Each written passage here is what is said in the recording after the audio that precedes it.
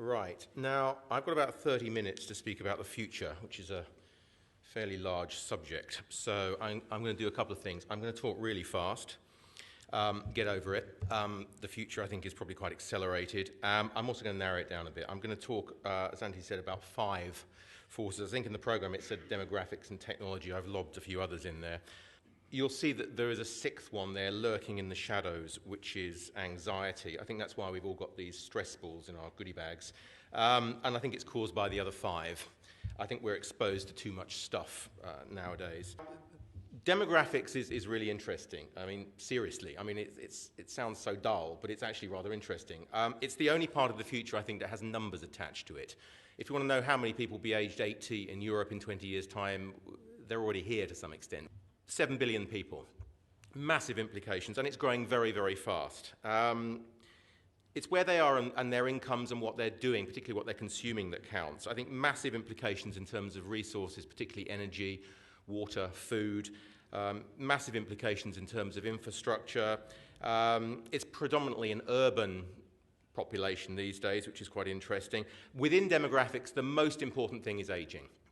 Of all of the people that have ever reached the age of 65 throughout human history, half of them woke up this morning.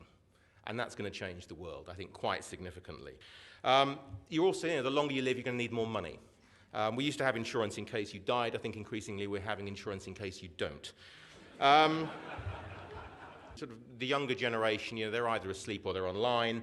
There was a great letter in the Sydney Morning Herald not so long ago about a mother complaining that her 6-year-old had asked whether bread should be put in a toaster, landscape or portrait. I mentioned this to my 9-year-old and he just said, but why didn't the kid just Google it, Dad? The other thing is obviously to do with communications and technology. I mean, anyone under the age of 21 doesn't email. They probably don't wear a watch either because they've got a phone. Why would you? And very short attention spans, nano attention spans. To some extent, all that's going on, particularly with China is reverting to its historical position. I mean, it's the biggest, most powerful, most culturally significant nation on Earth for what, 36, 37, 38 out of the past 40 centuries? I mean, you can argue with that, but I think that's sort of broadly true. Africa, though, I think is the one to watch. And it's not talked about enough. Africa has 2 things that I think are going to be in huge demand in the future. It has natural resources and it has young people. So it's manufacturing, it's call centers. There's also, an emerging domestic market. And we could even get into the rather ironic situation where Africa in 20 or 30 years' time is feeding the rest of the world rather than the other way around. The US is actually far more resilient than people give it credit for. I mean, even if it is the second biggest economy in sort of 8, 10, 12 years, it's still enormous. They're the only OECD country that's going to grow the size of their working population over the next 20, 30 years. They're very open to immigration. They've got the whole American dream, Silicon Valley thing going on. So I think the US is strong. The US is a bit of a buy. China has some issues. I mean, it has lots of issues. They've got an imbalance of young men in the population due to one-child policy and a preference for male children.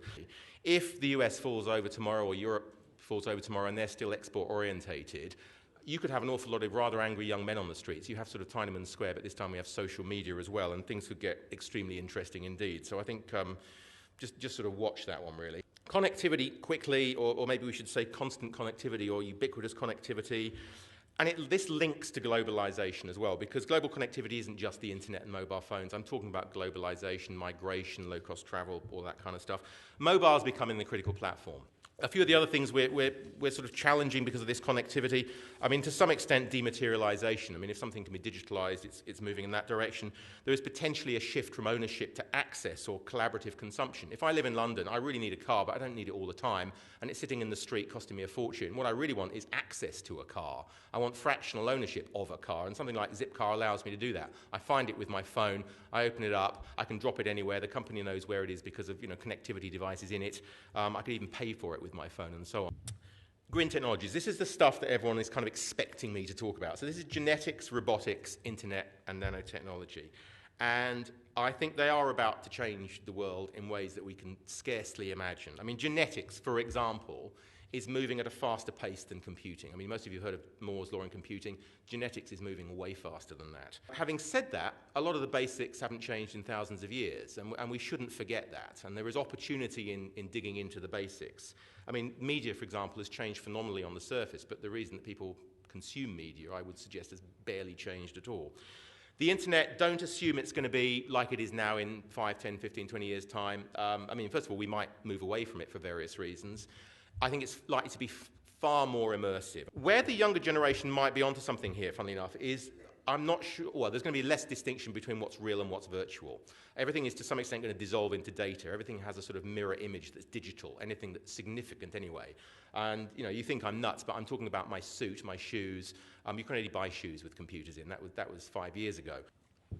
I suppose the big question for me with all of this technology stuff is machines are undoubtedly going to get a lot smarter, but I think it's conceivable that we're going to get more stupid, certainly in certain areas. And digital technology in particular is enabling certain types of thinking, but it's corroding other types, which worries me somewhat. The environment, I haven't got time to get stuck into this, but you know, there's two views on climate change. One view is it's the end of the world, the other view is it isn't. The pessimistic view is around you cannot have endless growth on a finite planet. I mean, it's a plausible argument. The other sort of more optimistic view is, yeah, but we invent stuff. We're real good at that. Our brains haven't changed very much in thousands and thousands of years. The environment they operate in has. The reason we get the future so very, very wrong is a couple of things. First of all, the brain is very lazy or very energy efficient. It likes stuff it's familiar with, stuff it's seen before. You know, we've got pathways in our brains and filing cabinets that it loves sending stuff down because unfamiliar stuff, it needs new routes to be built, it needs new filing cabinets. So we tend to extrapolate now into the future, which favors the status quo. That's our sort of natural tendency, and the brain loves doing that. The other thing about the brain is what's called confirmation bias, which you might have heard of. Once we have a view, or an opinion on something, anything, our subconscious tends to seek out information that supports that view and actually filters out stuff that challenges that view. So that's another reason that we can get the future so fantastically wrong. And what I quite like about scenario planning is it openly acknowledges multiple futures. I mean, the management writer Peter Drucker said that the only thing we know about the future is that it's going to be different. I would add that the only thing we know with any certainty about the future is that it's uncertain.